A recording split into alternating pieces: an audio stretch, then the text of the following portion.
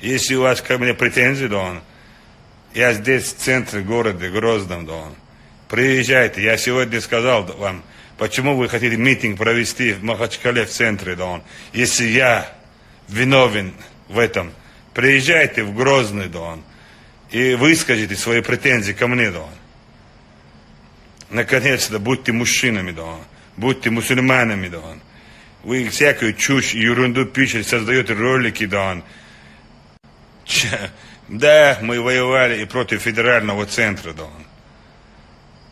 А вы где? Чем занимались?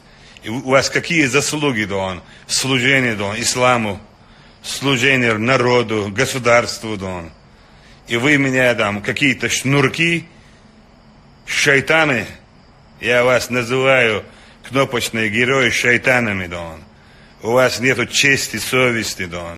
Пошли вы знаете куда, подальше, да он.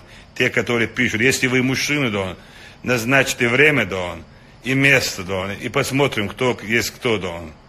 Когда я вам говорю, напишите свой номер, вы удаляете свои инстаграмы, да он, и начинаете блокировать все, да он. Вот вы герои, да он. Я нескольких привез, и говорят, встают на колени, да он, и говорят, что Рамзан, ты наш герой, ты наш, такого на Кавказе, как ты, нет, да он. Вы начинаете говорить совсем по-другому, да он. Кнопочным героям, которые пишут чушь и ерунду, я говорю, да он. Дай Всевышний вам имана, чтобы вы опомнились. Если дальше продолжает и будет писать, да он, ну, есть черти, да он, и их только остановит пуля, да он. Мы с чертями воюем уже давно, да он. Так что не будьте чертями, да он.